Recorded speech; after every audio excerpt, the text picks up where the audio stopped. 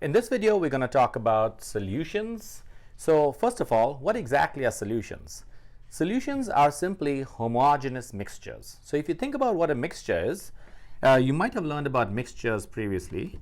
So a mixture is essentially two or more substances that come together, right? And two examples of mixtures that you might have heard is homogeneous, which means what you see is uniform. So for example, if you excuse me, if you take sugar and you mix it with water and all the sugar dissolves, then that's a homogeneous mixture of sugar and water. So it's uniform, meaning you cannot see the sugar molecules or the water molecules separate from each other. It all looks like one consistent component or one consistent substance. The other type of mixture you might have heard of is heterogeneous mixtures.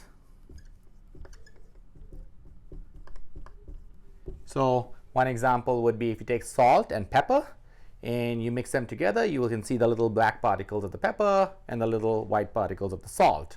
And no amount of mixing is going to cause them to kind of blend together. Now, if you take a really strong blender and you kind of pulverize it all, then you'll probably get something gray. But if you kind of look down deeper and you try to separate it, you can still see the pepper particles are separate from the salt. Okay, so that would be a heterogeneous mixture. Another example would be chunky peanut butter. That's a heterogeneous mixture. You can think of mint chocolate chip ice cream. Quite a few examples of heterogeneous. So basically, the example of a heterogeneous is a non-uniform mixture. All right, so in this topic or in this video, we're going to talk about solutions which basically are homogeneous mixtures. Okay, and so now that we've established it's a homogeneous mixture, I'm going to go ahead and erase all of this. So this homogeneous mixture is made up of two or more components. Okay, so let's call the components A plus B. So two. You could have a third, a fourth, a fifth, and so on, but at the very minimum you have to have two components. Okay, now of these two components, when we're talking about solutions, one component is called the solute and the other component is called the solvent. And typically the solvent is the one that is the major component. Okay, and the solute is the one that is minor. Okay, whenever we talk about solutions, we typically tend to think, so a typical solution for us would be a mixture of a solid plus a liquid. Notice carefully, these are two different phases. That's the solid phase, that's the liquid phase. So you can have a mixture of a solid plus a liquid. Another typical solution could be a liquid plus a liquid. Okay, liquid plus a liquid. So think about if a solid and liquid would be simply sugar and water, or salt plus water. Okay, so that's the solid and that's the liquid. And then a liquid would be alcohol and water. Okay, so those are just examples. So those are the typical ones that we encounter in our daily lives. Okay, now the atypical ones,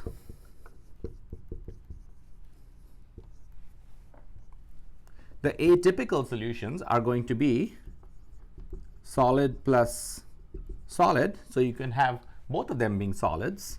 An example of this would be an alloy. Okay, an alloy is basically a mixture of different metals. One alloy that you might have heard of is brass. Brass is a mixture of copper and zinc. Okay, another example could be a gas plus gas. And the most common example of a gas plus gas is going to be air.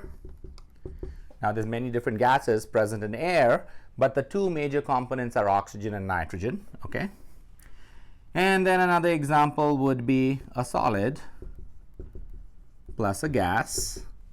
Okay, and an example of this would be any carbonated beverage. Okay, so as you can see, these are not examples we think of as solutions, but they are very much solutions. So a solution can be made up of any different any two components irrespective of their phases. They could be in the same phase or they could be in different phases.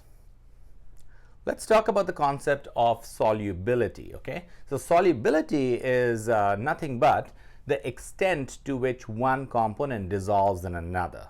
Okay, so let's kind of broadly classify them into two different extents. One is it's completely soluble and the other is it's completely insoluble.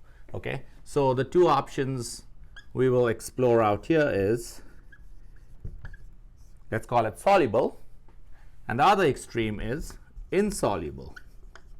Okay, so soluble would be when the solute and the solvent completely mix with each other. Okay, solute plus solvent mix all the way. Insoluble would be when the solute plus solvent do not mix. Now we've taken a look at quite a few examples of solute and solvents that form a soluble mixture, but an insoluble situation would be oil and water. Okay, so if you take a cup of water, there's the water, and then if you add oil to it, the oil is basically going to form a layer on top of that. That's the oil and that's the water. And as you can see in this diagram, they don't mix. You can try this experiment for yourself at home. They won't mix. Okay, and because they won't mix, therefore this is not a solution. Okay, now let's refine this concept a little bit more. So if you have a liquid, if you're refining it and saying we're talking about a liquid and a liquid mixing with each other, so the solute is a liquid and the solvent is a liquid. If the liquid and liquid mix, so both of them are liquids, then that is called a miscible. These liquids are called miscible, and that's M-I-S-C-I-B-L-E, miscible. Okay, so these liquids are miscible. In the case of oil and water, they clearly don't mix, so when they do not mix, they're called immiscible. Okay, so that's a special term that you need to know. Okay, and this only pertains to liquid-liquid mixtures.